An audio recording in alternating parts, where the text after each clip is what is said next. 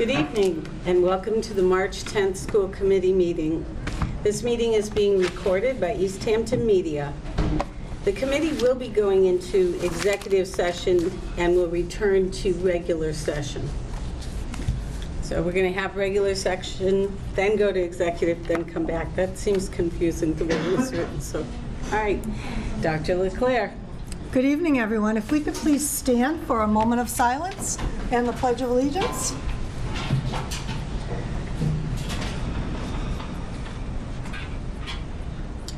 I pledge allegiance to the flag of the United States of America and to the republic for which it stands, one nation, under God, indivisible, with liberty and justice for all. Thank you. The next regular meetings are scheduled for March 24th, April 14th, and the 28th, May 12th, and the 26th, and June 9th. The public hearing on the FY 2021 school budget is scheduled for March 24th. There are half-days of school on Thursday and Friday, March 19th and 20, due to parent-teacher conferences. And there is a change in the calendar. There will be a half-day of school on Tuesday, March 31st, due to a special election date and teacher professional development. Because of the special election, there will be a full regular day of school on April 6th. There's no school on April 20th through the 24th due to Patriots' Day and spring break. And there's a half-day of school on Monday, May 4th, due to teachers' professional development. There's no school on May 25th due to Memorial Day, and the last day of school is currently scheduled for Friday, June 19th. I would also like to announce this evening that there were 3 recipients to the Grinspoon Teacher of Excellence Awards. Christine Strong from Maple Elementary School, Allison Garvey from Whitebrook Middle School, and Eric Lokensgaard from the high school. They've all been selected by the Easthampton Public Schools as the 2020 Excellence in Teaching Award winners. All 3 of these winners are exceptional educators. Eric has received the New Teacher Award, it should be noted. He has been working as a math teacher at Easthampton High School since 2017. Christine and Allison are 2 veteran educators who combined have almost 50 years of teaching experience in elementary and special education. Christine, Allison, and Eric will be honored at a banquet for excellence in teaching at the Log Cabin on April 30th. So let us know if you're interested in that. And just one more announcement for the folks up here in the front. For those of you that had registered to go to the Holyoke St. Patrick's Day Parade, that has been canceled, so just in case you didn't hear that. Well, also the conference this weekend, the Transforming Social Justice. Don't blow my... That's fine. I apologize. It's all good. I didn't say it all. Still speak peace. I have no idea. To be continued. All right, thank you. Okay, thank you. Do we have any correspondence? Do we have any gifts?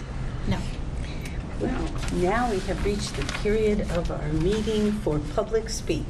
Is there anyone who would like to come up and say a few words? If so, please say who you are and be welcome.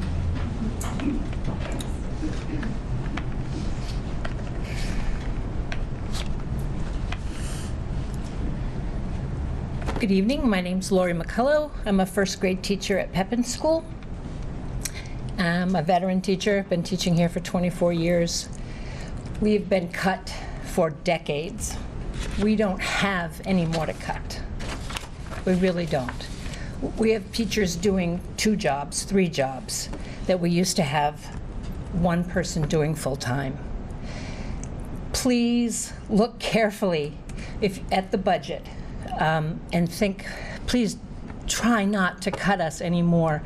We're competing with other towns that have paras in every classroom, that have enrichment classes for their accelerated students. We're competing with other towns that have what we used to have, and we're losing them to other schools, to charter schools, to other districts, because we have to have the basics to compete. Please please look carefully at our budget. We are doing an awful lot with a lot less than we've ever had. Thank you.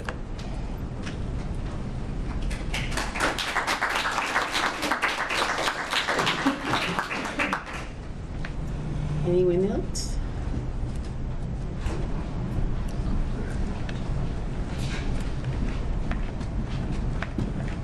Hi, I'm Nellie Taylor. I'm the president of the Easthampton Education Association. I live in Florence, but I teach at Easthampton High School. We are here today with about 15 EEA members, 15 or 16 EEA members, to make sure that the community knows that we want better for our students than the budget that we are anticipating. And our students deserve a better budget than what we are anticipating. Our students deserve more services, not less services. And we've been cut and cut and cut for over a decade with minuscule returns during good economic times. So we anticipate to be at this council as well as at the city council routinely in order to make it very clear that we are not going to stand down and allow our students to be treated this way anymore. Thank you.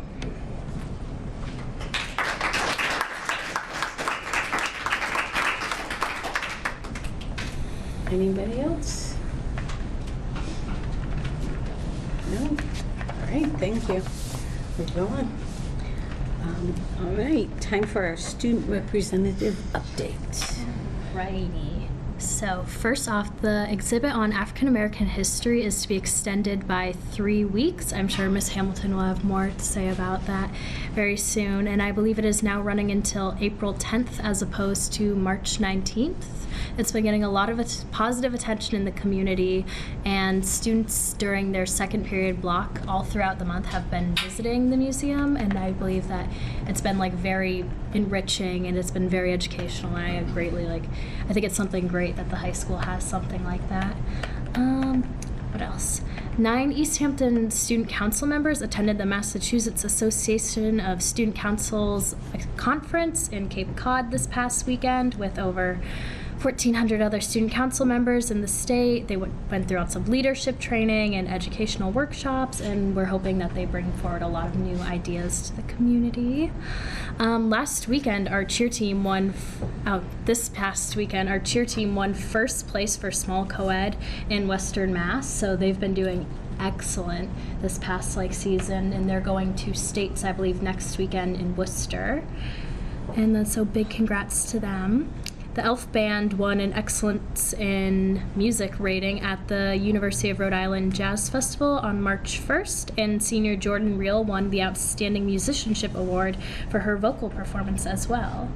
And then on February 28th, seniors Madeline Kleberg, Caroline Major, Eric Gertzma, and Hannah Wazinski competed in a 14-hour math challenge with thousands of other students around the country. I believe it's about 14,000 students, where it's basically a contest where juniors and seniors have to tackle real-world math statistical problem, and they have about 14 hours to collect all their data and then complete a mathematical model for that. They successfully completed that.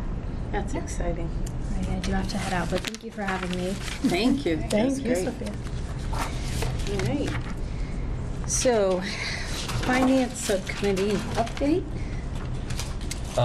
Yeah, from the Finance Subcommittee, we have been, over the last few weeks, been meeting to review the different budgets, each of the separate budgets from the Center Pepin, Maple, White Brook Middle School, the high school, the special education budget, and then also the district-wide budget, and sort of have those different separate pieces. We've been reviewing them, working with Superintendent LeClaire on that and her leadership team that she works with to review both the budget as best as we can, and been reviewing that. We met with the mayor on Monday, and we plan to be meeting again tomorrow to finalize the budget that we're going to be putting forward.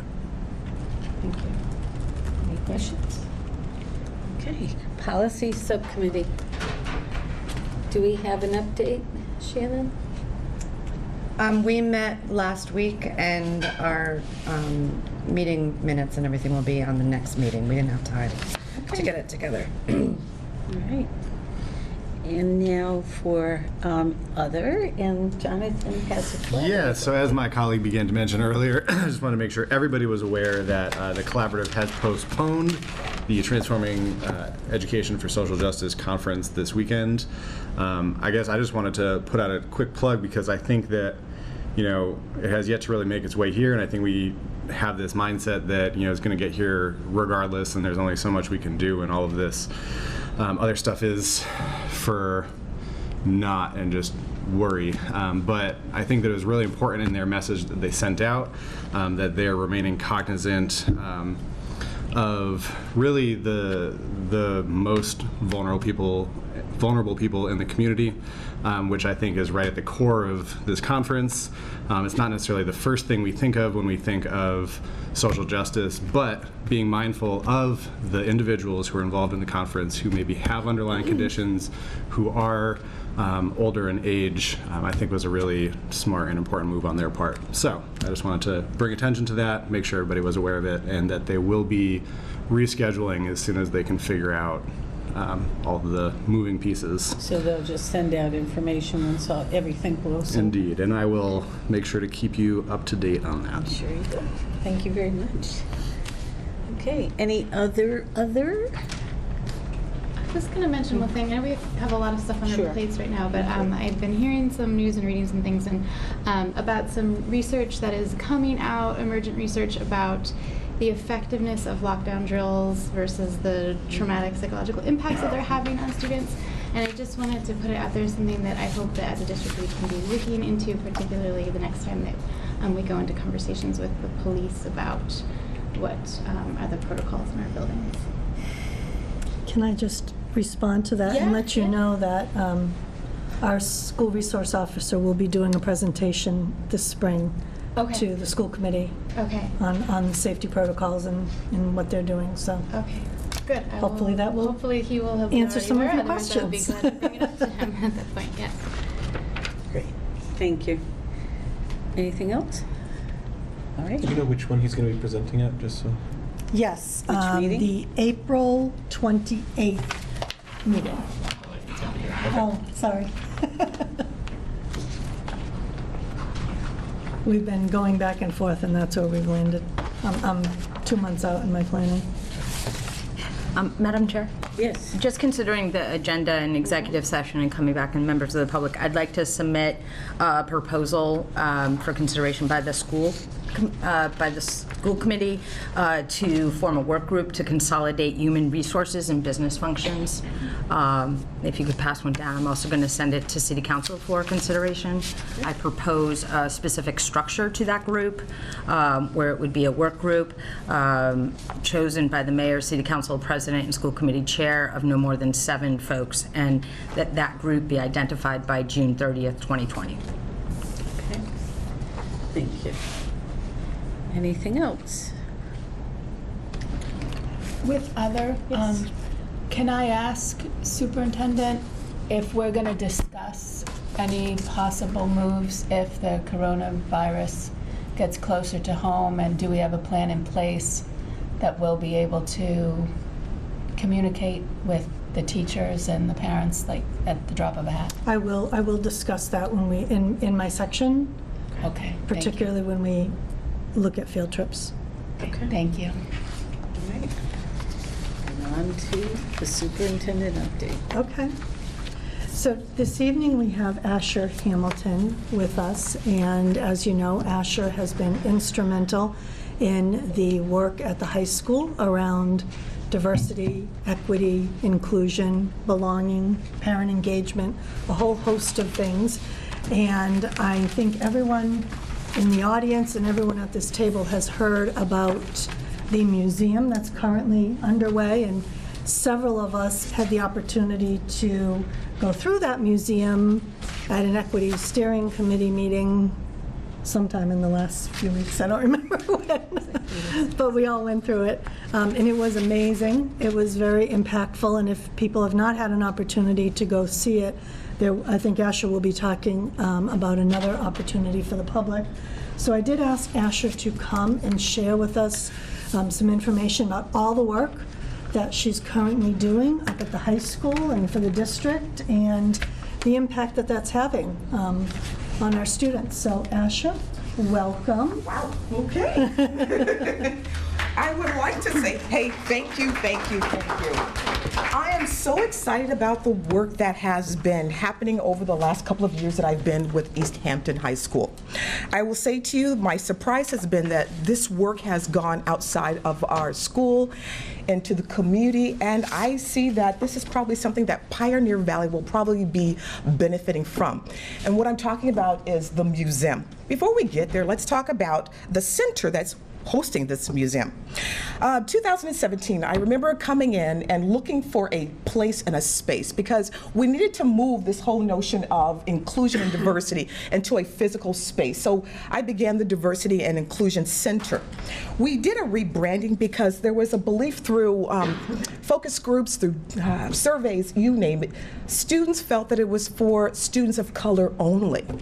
We needed to make sure that all students felt that they could benefit from the center. And so we rebranded it and we added to the name Center with Belonging. So a couple of things that we've done here, you'll see here in your packets, I have given you a copy of the slideshow. So I'd like you to think about some notes there that you might be taking, because a lot of it is where are we now and where should we be going? We've done a diversity day. And it was actually moved, the name. I think it's important we talk about the Diversity Day that we've been doing for the last, I didn't realize, we had been doing the Diversity Day for the last 3 years, and we needed to do something a little different. Why do we need to do something different? Because our students hadn't had conversations around this whole inclusion notion. Birds of a feather flock together. I constantly say that all the time. We had students that still didn't feel like they were included in friend groups, students who didn't feel that they were seen in their classroom, whether it's the curriculum or even in conversations around difference. There have been things that we've done, and we'll talk about them later, but pretty much there's a partnership that we've built with Safe Passages to do a lot of the parent engagement work that we have been doing. And also we had been working with UMass with the School of Social Justice. So our activities. First out the gate, we did a Latinx Heritage Month. It was a beautiful month, and it lasted 2 months. So if you look at the Heritage Month, it's for the month of September and October. So instead of interrupting classroom time, we did something a little bit different. We made sure that entertainment was during lunch hour. So we had 4 lunch periods, and we made sure that we invited individuals in from the community to go ahead and perform culturally sensitive entertainment around Latinx Heritage Month. Next on our list was Community Day. That was a very difficult change because the whole notion here was it had always been called Diversity Day, a day that included food and entertainment. And what we were going to do is break into something that we had a lot of trouble doing, and that was breaking into advisories. Everyone had complained about an advisory hadn't existed, an extensive amount of an advisory, not a 10-minute advisory, not a 15-minute advisory. What we were going to do, something unheard of, was a 70-minute advisory. How could we do a 70-minute advisory when our staff had not done something like this before? So what we were able to do is, with our partnership with UMass and the Social Justice, School of Social Justice, we brought in 27 UMass students who basically took over our advisory for those 70 minutes. What I found very interesting is the students really, they were hungering for this moment to really be heard. More than anything, it was to create a sense of engagement and community rules. So for instance, confidentiality, respectable listening. So when a person is speaking, are we speaking at the same time? Are we listening? Whole body listening.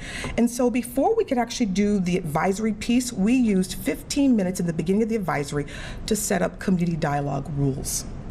It was a success. It was actually a 3-part day. I'll tell you more about that.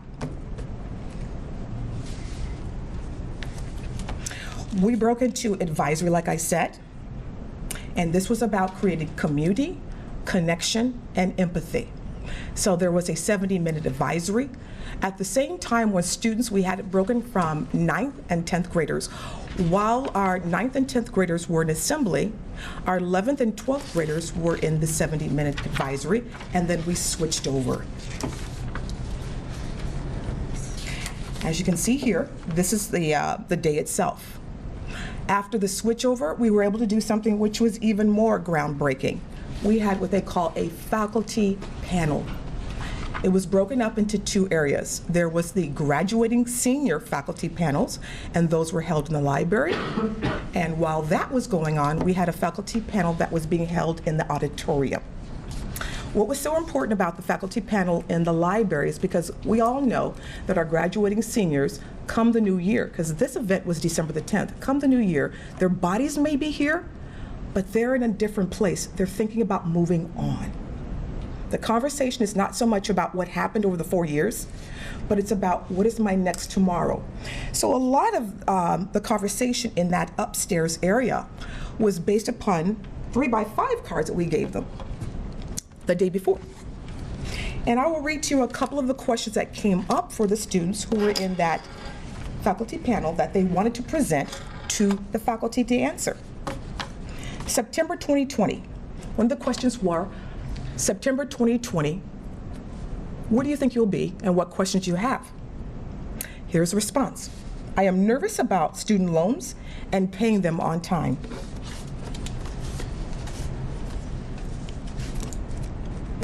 Next question. It's about September 2020.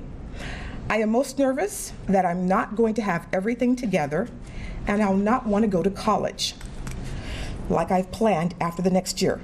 I'm nervous that I'm not going to have a consistent schedule like I always had. I'm also nervous that my family is going to be disappointed in me because maybe I'm not going to college as everyone else. Last one.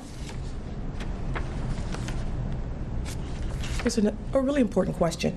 Starting all over again at a new school with new people. Belonging, as you can see, is really important, and also this new big frontier.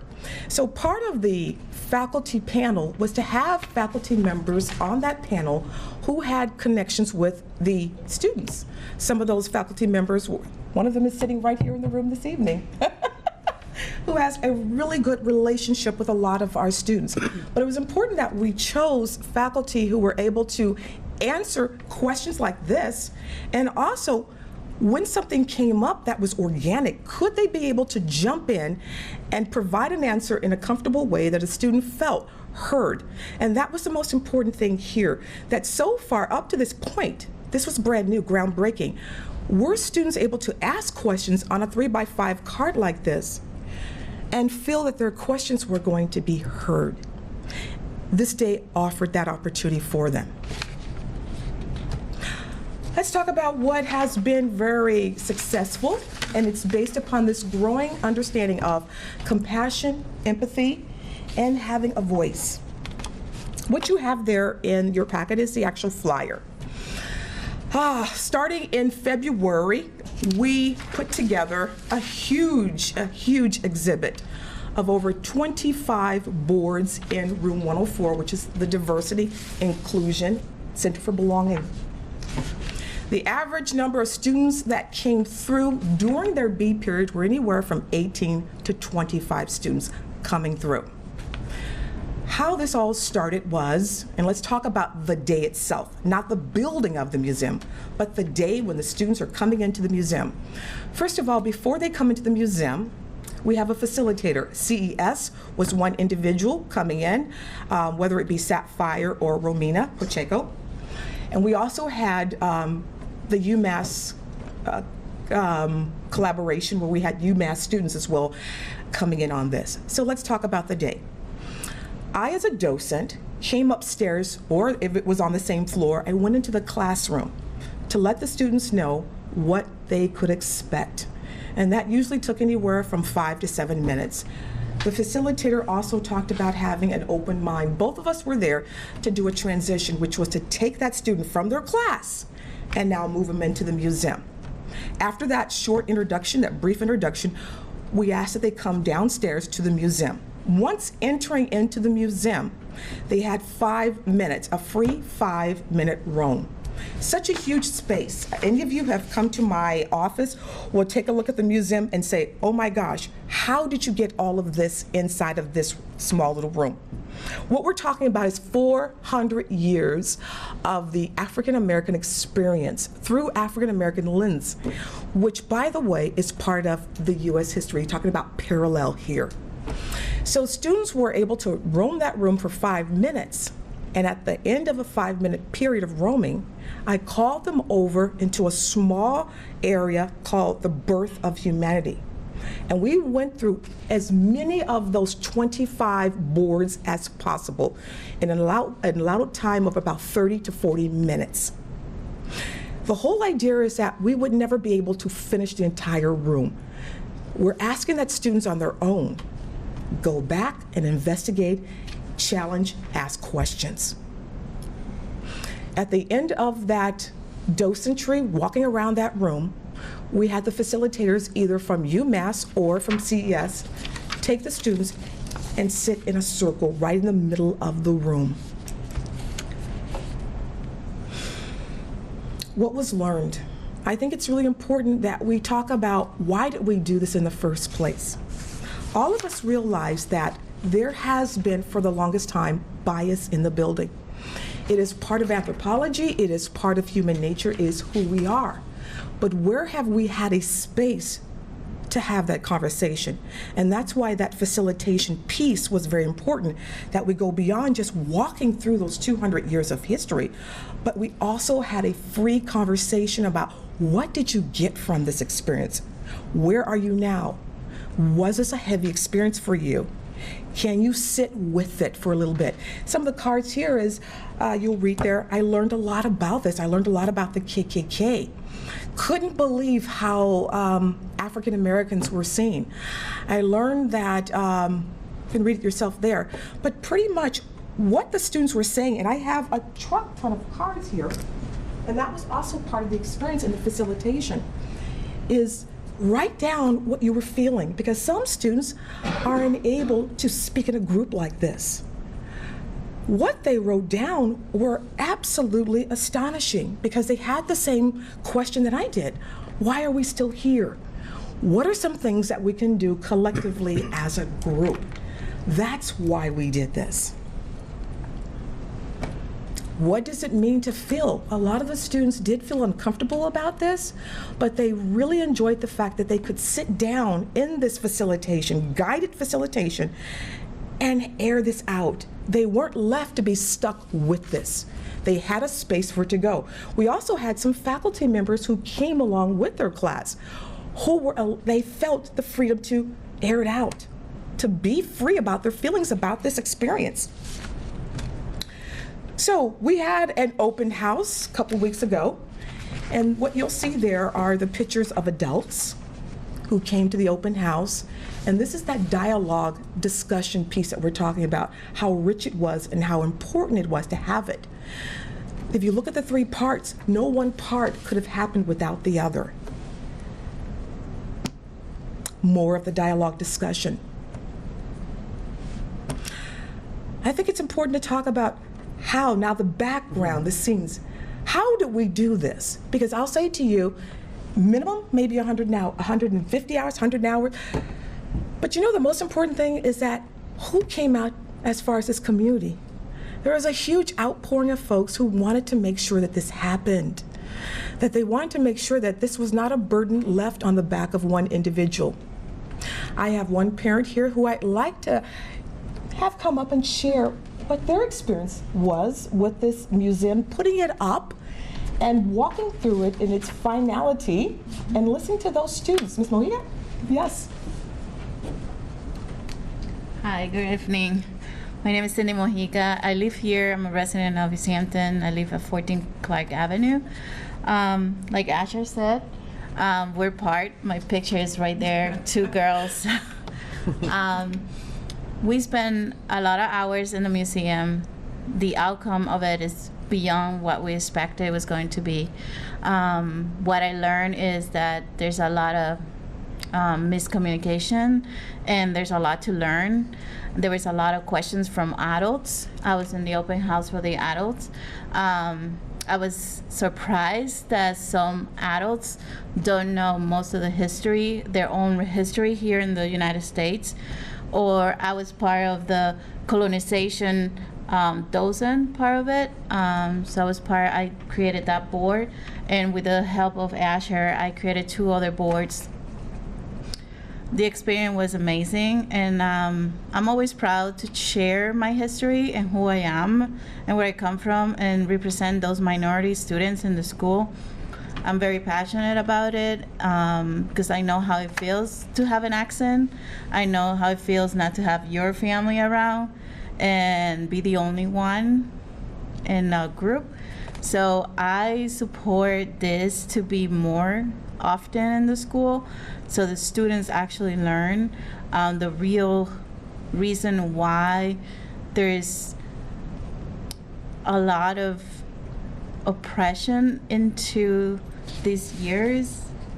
Racism hasn't ended yet, still right there, not only with minorities, with Black and Hispanics, there's also with women, there's also with LGBT community, and I think these conversations have to happen more often, and I think we should create space and we should be more aware and at least give the instruments to our teachers to be able to actually handle these kind of conversations in the classrooms, since I have a student and I have experienced that. So I really appreciate the time that we spent together. Thank you. Thank you. Thank you so much. I could have brought so many more individuals, but I think it was important that you hear from a parent whose student is in our school who has stated that I don't always feel welcome.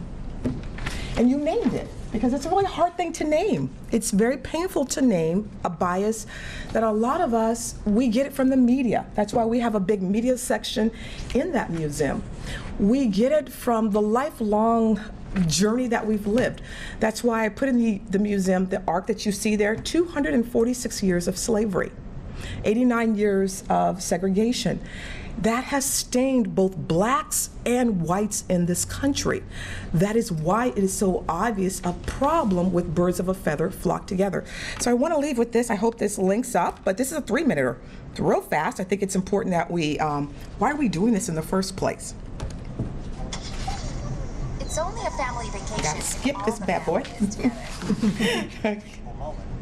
It's a realization like, well, maybe we have to do a better job or focus more on distinguishing about racism. Can folks hear this? And the diversity, and just influence our kids and let them know that you have to judge a person by their character, not their skin color.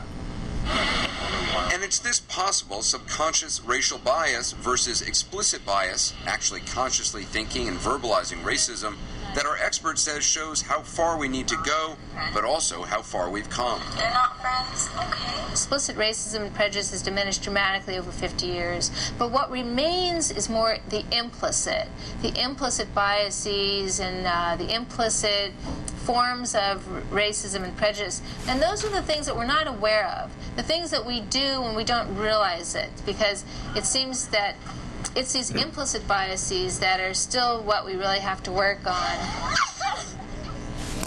Okay, I think you're getting the point here. We continue to do this because the more that we expose our students to this difference, the more likely that we're about to move this needle. So we have just begun. We are no way close to being finished with this. The more that we expose our students to these heritage months, these exhibits, the more that we break into advisory and we start having these conversations about difference, although they're uncomfortable. And I can't tell you enough how many students that I've dealt with who have been very, very uncomfortable to the point of sweating. But when you acknowledge it, when you name it, this is when you start to move forward. Yes, there have been so many individuals that are trying to get into that museum, but first our students are going to be done with the museum by, I believe, the 23rd of March, and then we've gotten so many folks from outside of Easthampton who want to come in. One of those schools are JFK, Northampton. They're bringing their middle school down. They're bringing a class down. And we also have our middle school that wants to come on down. So this is something that is taken off because I think there's a need for this. Thank you so much.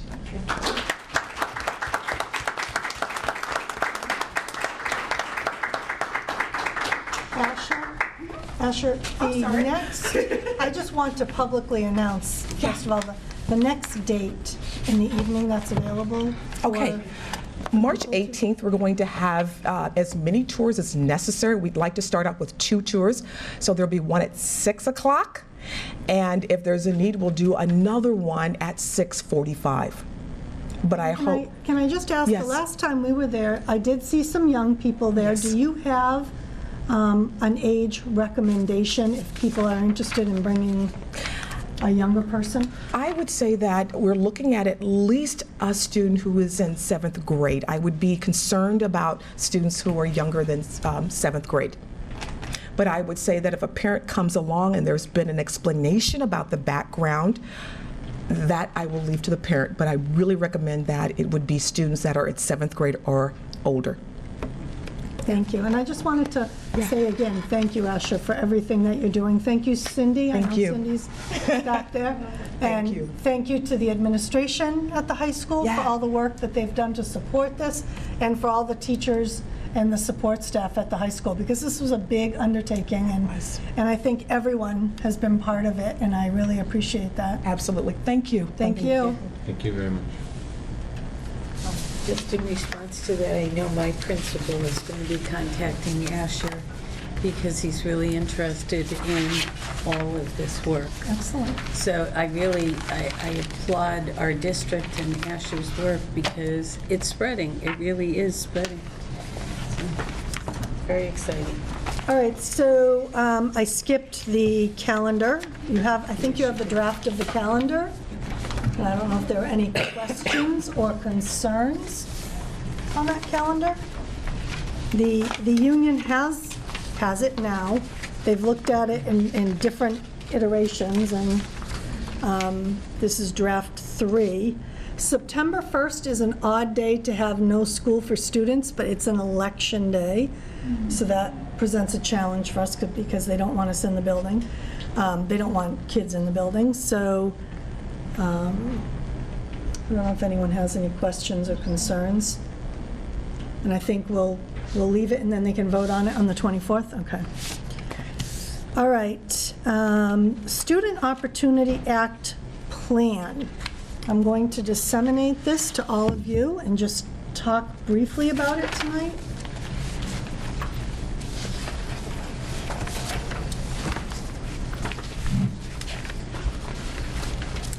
So the Student Opportunity Act, I think everyone around this table is familiar with, and the additional funds we will receive in Easthampton from the Student Opportunity Act are about $51,000 this year.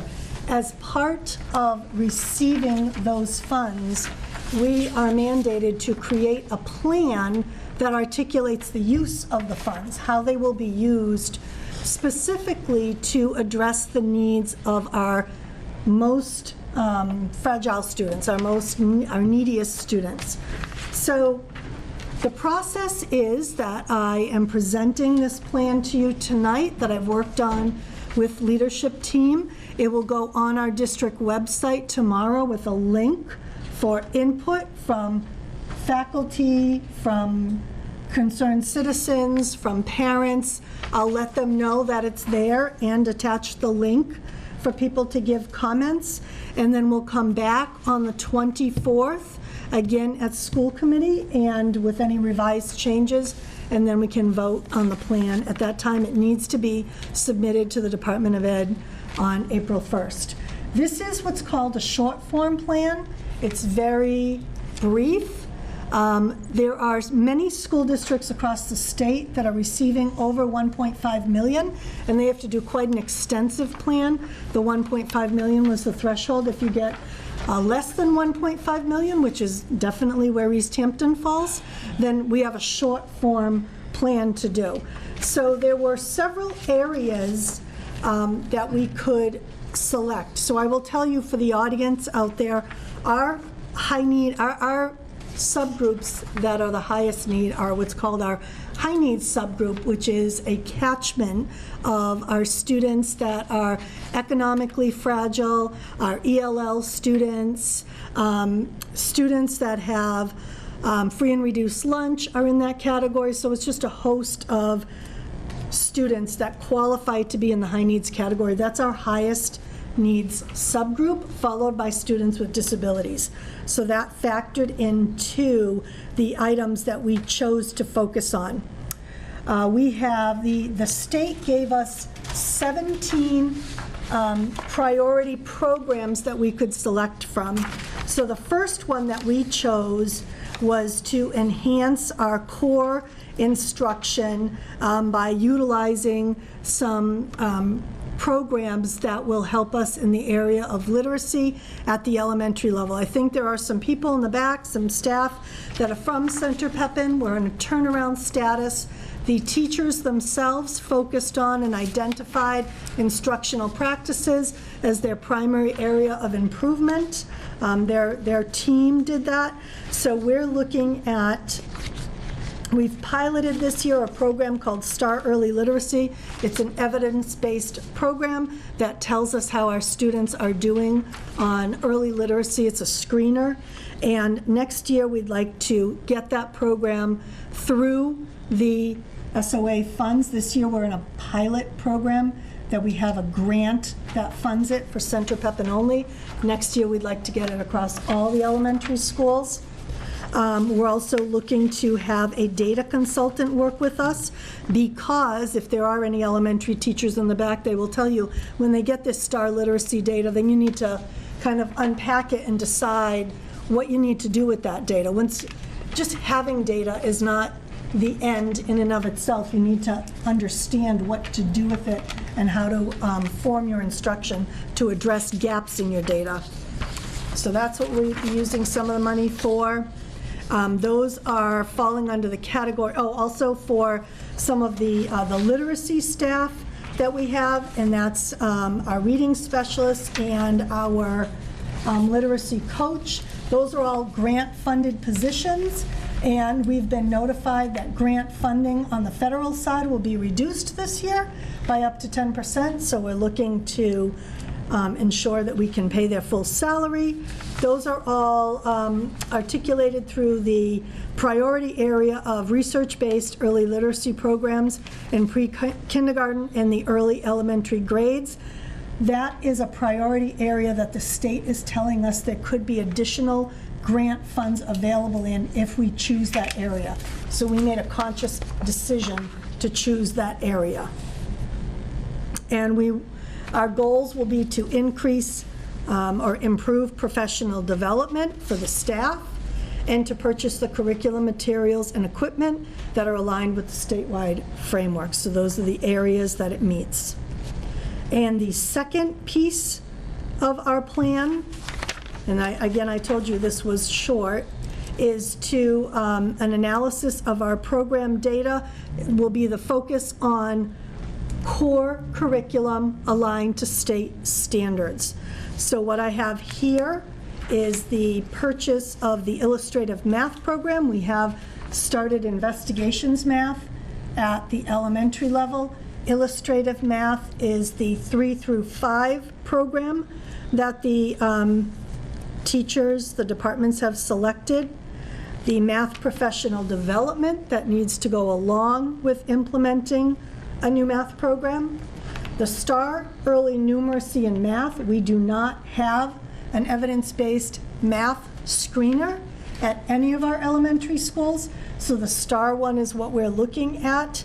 It aligns with, obviously, the STAR literacy, so it would be the same package. And the SIPS program training is a Tier 2 intervention, which is something that is needed at the elementary level for students that need a little bit more than what they're getting in the classroom. Although a Tier 2 intervention can be both done by a classroom teacher or done by a support staff member, a reading specialist, or any of the other staff that are there. So this goes to enhanced core instruction, again aligning with increased and improved professional development and purchase of curriculum materials. The metrics that we'll be reviewing are our ELA and math student growth for MCAS, our ELA achievement on MCAS. So achievement and growth are 2 separate factors that we look at. And the STAR literacy and STAR math screening data we will look at.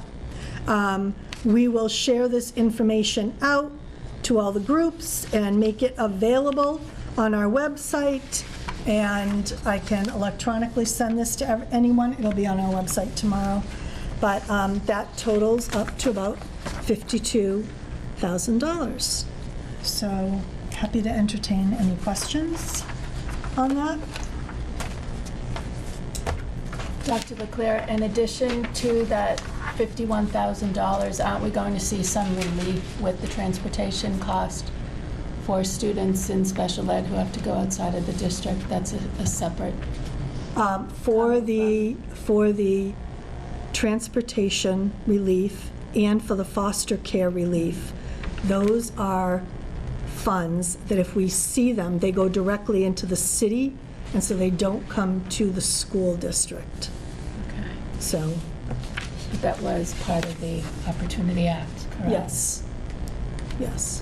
I do have to say that I did attend in Northampton last night the presentation from the Mass Association of School Committees, and it was rather depressing and grim because we worked so hard to pass this, but the districts that were there aren't going to see much. So the districts there were expressing their woes, and they broke it down. It was 2.5 hours, the presentation, and I left feeling quite depressed, to be honest. So we still have to keep fighting. Okay, I'm just going to go on a few more updates. I know you want to talk about COVID-19, but I just want to give a brief building update because I have asked that be added to our agenda every meeting. So I just want to say a few things about the school building update. The new traffic pattern is underway. We're about 2 weeks in. And thank you to any parents out there and staff because people have been very patient as we worked out some kinks. And it is not perfect by any means. And the driveway and the parking lot are very rough. They were very rough before we started. And so we're doing everything we can to keep that process going and still continuing to try and smooth things out. I will let you know the first concrete pour was today. So they're starting to pour the yes, thank you. And there are updates on our website. I want to remind people under the school building update, there are weekly updates on the progress. There are monthly updates from the school building committee and any other miscellaneous things that we have that we're putting up on there, meeting minutes for the school building committee, that sort of thing. And so there's also a link there if there are any residents in the community that may be interested in the project but may not have direct access to information that I may send out to families. They can sign up and they'll get that information electronically from me. And finally, I will say, and Councilor Gomez brought this to my attention tonight, we have had some challenges with truck traffic. That continues to be an ongoing concern. We have a high volume of trucks right now on the site. There are approximately 30 trucks bringing fill in and out every day, or the same truck doing 30 runs to get that base fill up. That will be ending this week, And so the number of trucks going in and out of that site will decrease dramatically. So that should help. We also are still addressing some concerns about trucks. They're not supposed to be leaving, exiting the site during drop-off and pickup. And we're still working out the kinks on that. Sometimes the truck will come on site that we didn't expect and they don't know these rules, so the site managers are constantly reviewing that with them. So that continues to be a work in progress. If people have concerns, my jobs meeting is every Thursday morning, so if you want to let me know any concerns you have prior to that, I'm usually at the site in the trailer every Thursday morning, and then I debrief with the middle school after that. Superintendent? Yes. There's also emails and phone numbers to call. I don't know if you'd want to give that out publicly right now as well. Yes, there are cards going out to all the adjacent neighbors. Right. And we have set up an email called buildingproject@epsd.us, and that's we'll monitor that email, and depending on the kind of question, we'll direct it to whoever it needs to go to. We also have a phone number, which is the school district central line, which is 413-529-1500, and it's extension 155, and that will be a building project extension. It won't be answered directly, but people can leave a message, and again, we'll check those messages, and then we'll direct them to the appropriate person. Okay? Thank you for reminding me that. And on to COVID-19, which is all I've been doing for days. The governor had a press conference this afternoon. We were in the middle of a leadership team meeting, so we watched it. We've been going back and forth on this information, so let me tell you where we are right now.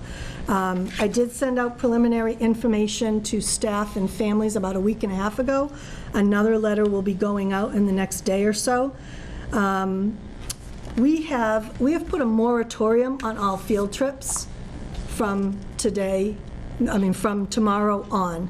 We will reevaluate that and reassess that every 30 days.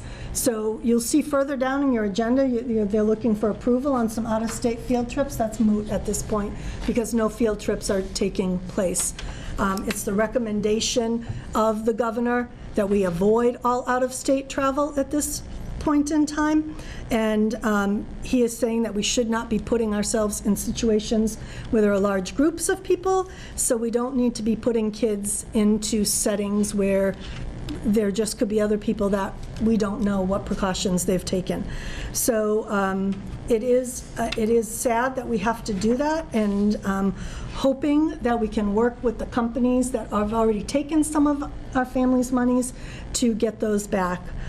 We canceled, or we discussed canceling the French exchange program earlier this week, and that decision was already put in place. But we have no other international travel, and now all other field trips will be put on hold. The next thing we're looking at is our events, our after-school events. Right now, everything is on the table, including parent-teacher conferences, including concerts, shows, drama productions. Everything is on the table, and we're still, we have another conference call this week with the Department of Ed, and we're also awaiting further guidance from DPH that we're supposed to have this week. So those things are on the table. The next thing I will be doing is having a discussion with the mayor about our out-of-school building use. We have a lot of outside organizations that use our buildings, and we can't control keeping our buildings as clean as we'd like to if we have students in there, adults in there, and they could be bringing in things that we don't want in there. So we're going to be looking to see if we can work with the city departments to put a halt to that, and at least look at it in 30-day increments. So those are things that have been on the table that we're discussing, and kind of everything is out there right now that we're looking at. I will say we're also looking at preparedness, and in my letter that will be going home to families and to staff, I've asked the custodial department to put together information about what they're doing so that faculty can have talking points, administration can have talking points, and parents can understand what we're doing. So I'll just tell you briefly. When we had election day and the schools were closed to students, the custodial staff was directed to do an extensive cleaning on all heavy traffic areas. We had teachers there. They were in professional development, but that's what the custodians focused on that day. We've received and installed 24 new mounted sanitizing dispensers to supplement those already installed in the schools. They're uniformly located at entrances, elevators, cafeterias, auditoriums, gyms, and health offices. The schools are being sanitized using EPA-approved HBV chemicals delivered by pump spray daily. Frequently touched areas such as door handles, water fountains, elevator buttons are sanitized at least twice daily.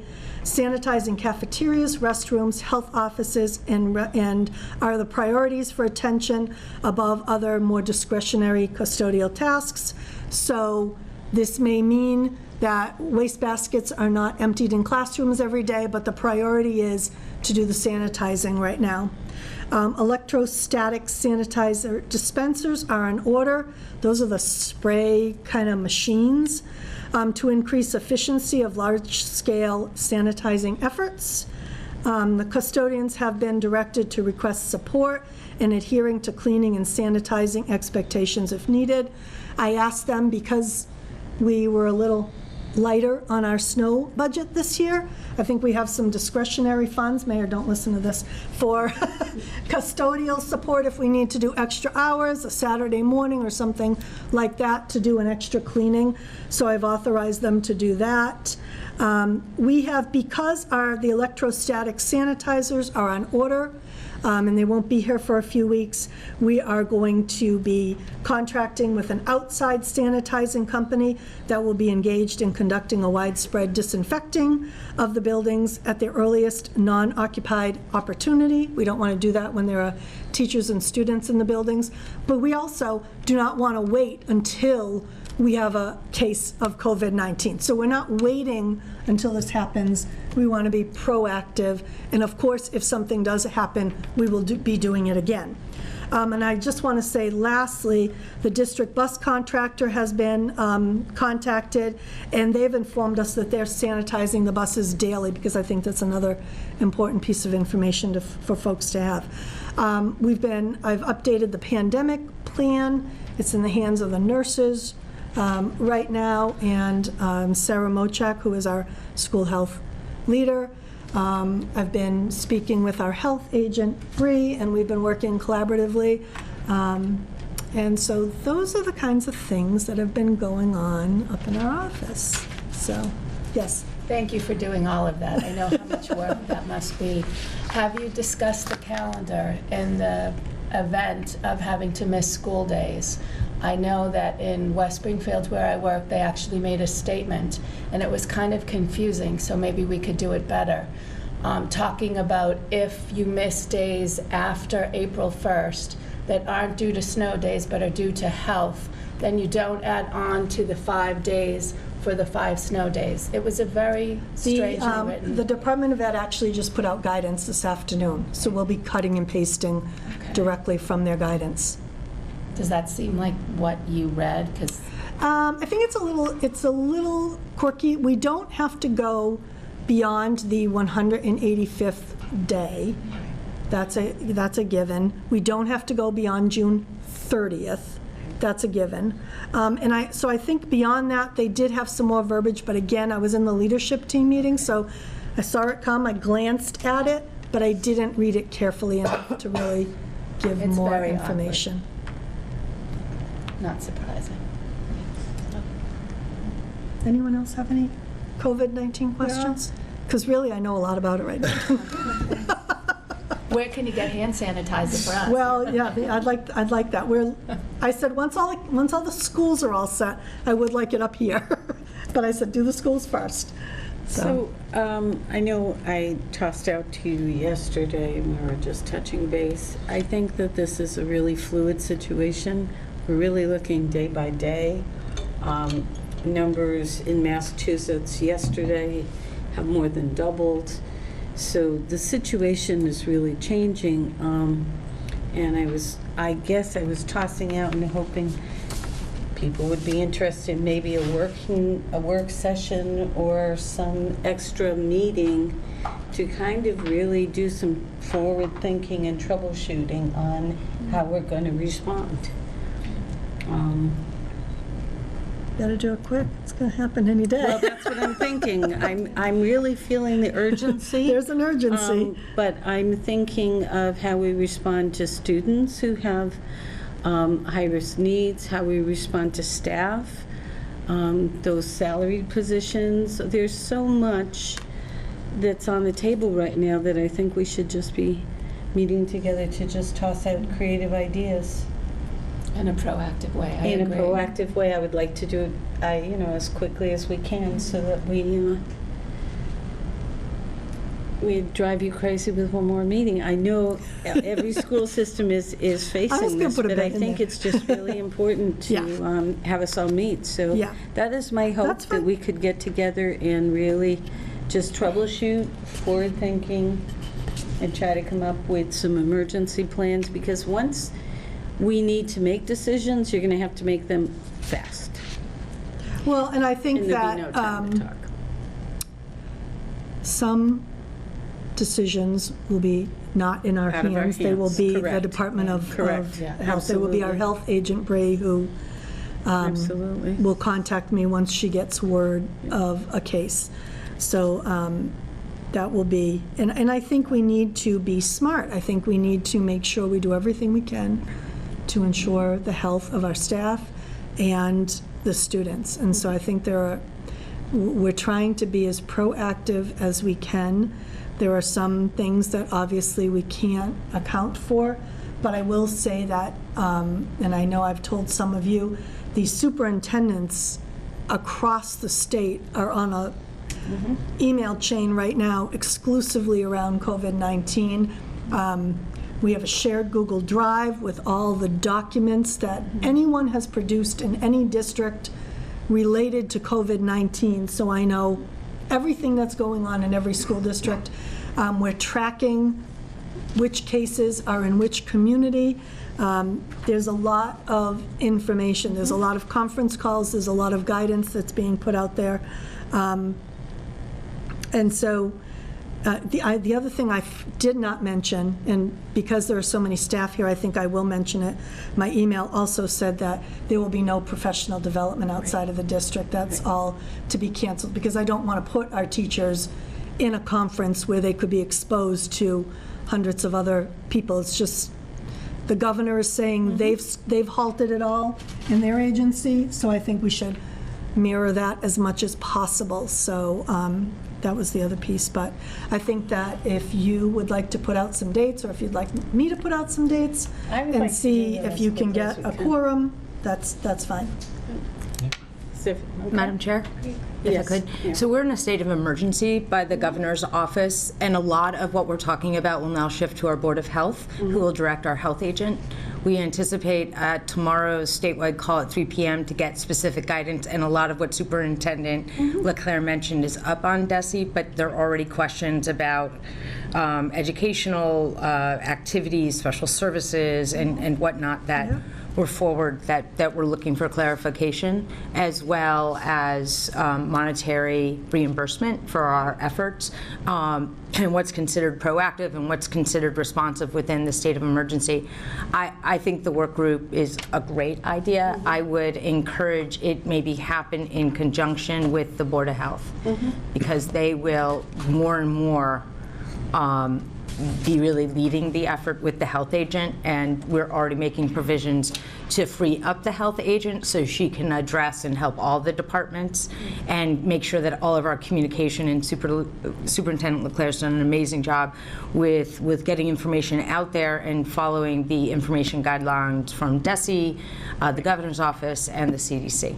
So we're on a great track. It's kind of got bumped up a level today. And we'll have more information from the Department of Public Health after 3 o'clock. There's all the health agents and Board of Health are getting on the phone to kind of answer questions and clarify what's available and what's necessary.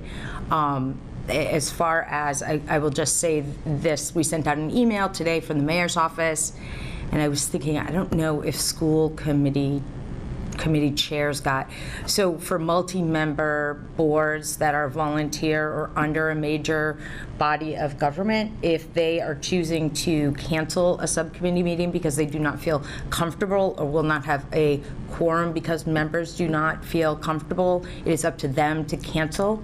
What we're asking is that they get in touch with the mayor's office or Superintendent Leclerc's office or the city clerk to say that this meeting is canceled and what kind of business it had before it, like if it's timely, and what we can do. We have an inquiry into the Attorney General's office around open meeting law. So if there is business to be had and this gets more intense, how do we get warrants signed, and how are we working with the public and getting information or commenting on the plan that you presented today? So we don't have that quite yet, but I'm hoping in the next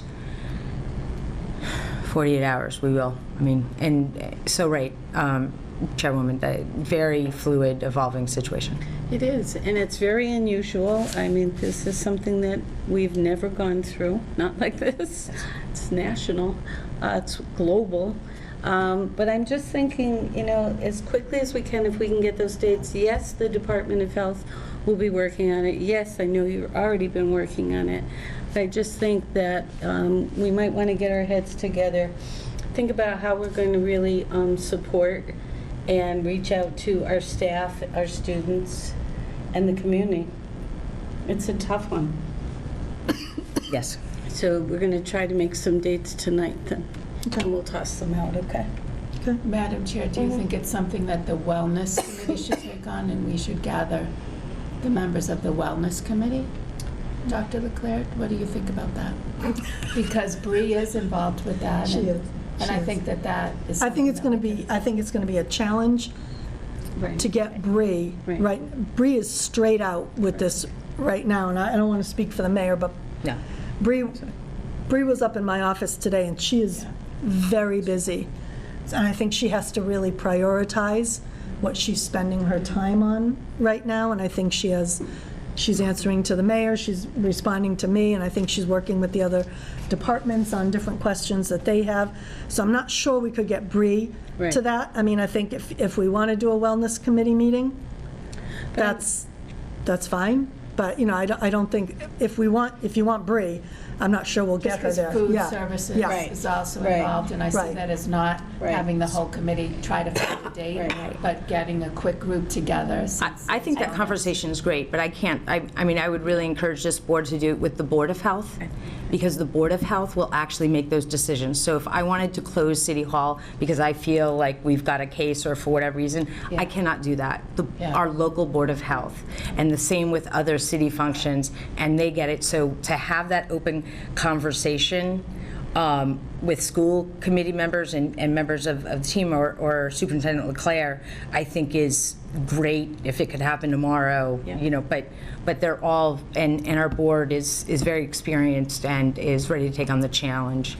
And I can certainly have, if we get dates today, we can get them to Lindsay, and she can work with the board and Bree to put together a work session or, a work session or, I don't know, a public conversation. A mini emergency work session. Yeah, just to make sure. I just think it's important for us to plan ahead. No, absolutely. This is really moving too quickly. Great news. I'm all done. You're all done? Yeah. All right, we're almost done. Matters for action. Okay. Warrants and payables. I move to approve the school payroll dated 2/27/2020 in the amount of $522,272.53. Second. All those in favor? I move to approve the accounts payable authorization for payment dated 2/27/2020 in the amount of $248,175.77. Second. All those in favor? I move to approve our regular session minutes from our February 11, 2020 meeting. Second. Any discussion? All those in favor? Two. Yes. Okay. The minutes or the warrants and payroll? 4 o'clock meeting and 5. Okay. Let's see that in digital. So the 4, the 4, and the 5? I think she'll remember more. Oh. Okay. So I move to approve the accounts payable authorization from March 12, 2020 in the amount of $364,022.46. Second?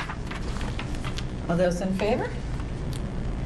And I move to approve the school payroll dated March 12, 2020 in the amount of $520,184.60. Second. All those in favor? Thank you, Sue. Okay. All right. And then, do I need to make a motion that we're going to not approve any of these? I think they can all be Field tabled. trips, we'll table them for right now? Okay, great. And there's a budget transfer? And an allocation. And the budget transfer is, I'm sorry, did you want Well, I something? mean, I just was curious to ask a question, and this is obviously broader than our district, but I mean, one of the field trips that is in here that we've obviously very much supported previously in previous years as we've been able to go to the Virginia We the People competition. I'm curious if there's been, since that is a month and a half away, if there's any conversations that some of these different groups might be having about ways to do it, you know, off location and through Skype and through other ways that are electronically sort of communicated, and to be able to still have those kind of events for the students that have been working so hard for this. I agree, and Kelly Brown is working on that. I know we're not the first state to have a state of emergency. Right. And to have no outside travel. So I think that, I don't know if the competition will be postponed or if it will take a different format, but I think she's working on that. Thank you. There are so many educational opportunities that are going to be questioned, including AP exams, because how are people, like, some things are graded at home now, but other things have to have a gathering of people, so. Wait till we get to MCAS. There's so much. That expenditure was for technology. I just want to, because it's $5,000, I want to point it out to you, because Ashley he only wrote reflect actual expenditures. Ashley received some E-rate funds, so he moved some district funds around into a line item to get more technology at Maple Elementary School, which was one of the schools that had the least amount of technology. So that's what the $5,100 is for. So I would make a motion to approve the budget transfer request for the amount of $5,100. Second. All those in favor? And then an indirect cost allocation? Well, so this one is attached here, but I believe the mayor, do you want to tackle this one? Because yes. this is not the one you want us to... There was a change in the language, not content, just the way that our auditor, Val Bernier, just wanted to set it up so it was following DESE and DOR's order. So it's the same content, same terms, it's just a different order of 4 or 5 words. And so Did you want to pass it out? And yeah, there's just one. Oh, The yes, school have one committee copy, has okay. to sign it, and this is an indirect cost allocation agreement, talking about net school spending. Our agreement was very out of date, and we've been working on this for the past several months, and just to bring it up to date about what expenditures are passed back to the schools for things like insurance, operation of common ground, very standard document, and is actually required by the Department of Revenue, and I believe DESE, to be updated at least every year or reaffirmed. So we're taking a giant step and used a template from Desi to get this done. So I need each member of the school committee to sign it, as well as myself, and I'll pass it down. Does there need to be a vote, or we just sign it? I think you should make a motion and approve it. I make a motion to approve net school spending agreement. Do you have a second? I'll second. All those in favor? I haven't finished reading it yet. All right. That's it, right? That's all I have. We have executive So session. can we have, I'd like to make a motion for a roll call vote to go into executive session to conduct bargaining with the Easthampton Education Teacher Association and Easthampton Education Association. McCullough Chappelle. Shannon Dunham. Maren Goldstein. Cynthia Kwasinski. Marissa Carrera. Charlie Schmidt, aye. Laurie Garcia. All right, and we will be returning to regular session. But just to close the meeting, so don't feel you have to stay.